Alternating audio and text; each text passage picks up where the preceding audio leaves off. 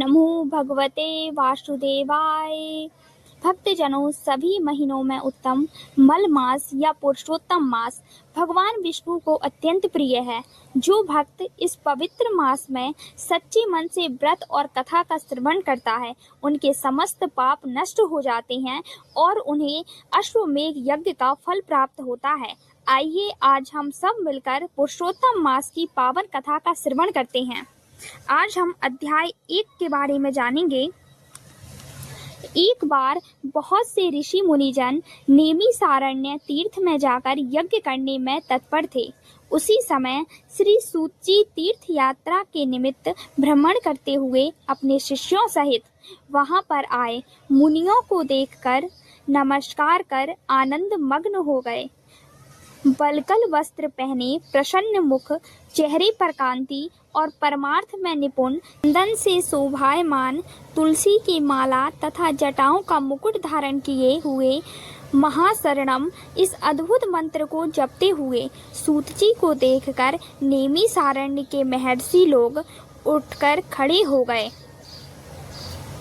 मुनियों ने हाथ जोड़कर कहा कि हे सूत जी, हम सब लोगों को भगवान की अद्भुत कथाओं को सुनने की इच्छा है।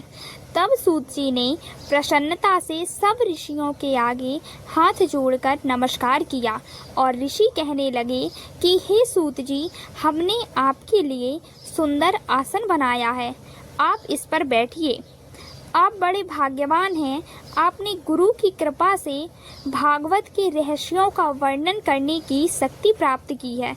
इस संसार में हजारों बातें सुनने योग्य हैं, परंतु उनमें से जो भी सार वस्तु हो, संसार सागर डूबते हुओं को पार करने के लिए जो शुभ श्रेष्ठ कथा आपके विचार में हो, वही बताइए। शौनकादियों के पूछे जाने पर श्री सूत जी कहने लगे, हे विप्रों, मेरे वचनों को सुनो। मैं पहले पुष्कर तीर्थ गया और वहां से हजारों तीर्थों में होता हुआ हस्तिनापुर गया। वहां राजा परीक्षित अपने राज्य को छोड़कर अनेक महापुण्यवान ऋषियों के साथ गंगा किनारे जा रहे थे। उनमें अनेक सिद्ध योगी और महासिद्ध मुनि थे। मैं वहां पर उस समाज को पूज ही रहा था तो वहां श्री कृष्ण भगवान के चरण कमल में मन लगाए महामुनि व्यास जी के पुत्र सुखदेव जी पधारे, जिनकी 8 वर्ष की आयु, शंख के समान कंठ, ऊंचे और चिकने केसों से घिरा हुआ मुख, दृढ़ कंधे, चमकती हुई कांति थी। वह अवधूत वेश ब्रह्म स्वरूप थे। ऐसे महामुनि सुखदेव जी को देखकर सब मुनि हाथ जोड़कर खड़े हो गए। तब मुनियों ने बनाए हुए कमल चक्र जैसे ऊंचे आसन पर सुखदेव जी को बैठाया।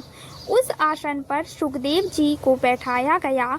उस आसन पर बैठे हुए ज्ञान समुद्र के चंद्रमा सुखदेव जी ऋषियों की पूजा को ग्रहण कर ऐसे शोभायमान हुए जैसे तारागण में चंद्रमा शोभायमान होता है। आज का हमारा प्रथम दिवस का अध्याय यहीं समाप्त होता है। बोलो पुरुषोत्तम भगवान की जय।